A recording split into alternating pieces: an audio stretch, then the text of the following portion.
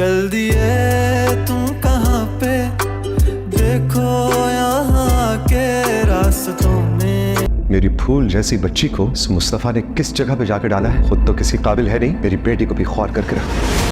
कभी मैं कभी तुम की नेक्स्ट एपिसोड में आप देखने वाले हैं कि जब शर्जीना के माँ बाप को पता चलता है कि शर्जीना और मुस्तफा घर छोड़कर चले गए हैं तो फौरन उनके घर पहुंच जाते हैं। फिर जब वो उनके घर को देखते हैं तो कहते हैं कि तुम लोग यहाँ कैसे रह सकते हो। फिर वो शर्जीना और मुस्तफा को अपने साथ जाने का कहते हैं तो शर्जीना अपने वालिद को साफ इनकार कर देती है।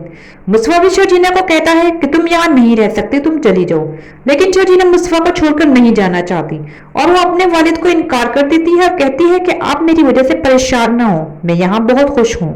जैसे ही शर्जीना के माँ बाप वहां से चले जाते हैं तो शर्जीना मुस्तफा से पूछती है कि तुम मुझे क्यों बार बार कहते हो कि मैं यहाँ से चली जाऊं, तुम मुझे खुद से क्यों दूर करना चाहते हो।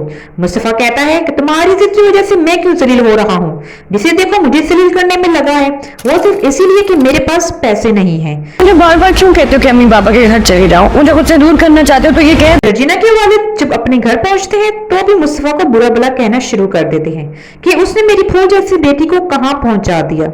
दूसरी तरफ सिद्रा को पता चल जाता है कि शर्जीना अपने अम्मी के घर पर नहीं है, बल्कि वो तो एक किराए के घर में रह रहे हैं। फिर सिद्रा अपने वालिद के पास जाती है, उनसे पूछती है कि क्या आपको भी भाई और भाभी की तरह यही लगता है कि मुस्तफा ने चोरी की है, लेकिन वो क्या कहते। सिद्रा के बार बार पूछने के बावजूद वो चुप रहे तो सिद्रा वहां से चली जाती है। एक दिन सिद्रा शर्जीना से फोन पर बात करती है, फिर उनके घर पहुंच जाती है। जैसे ही वो दरवाजे पर दस्तक देती है तो मुस्तफा सिद्रा को दरवाजे पर देखते ही गुस्से में आ जाता है और उससे कहता है कि मेरा उस घर से और उस घर वालों से कोई रिश्ता नहीं।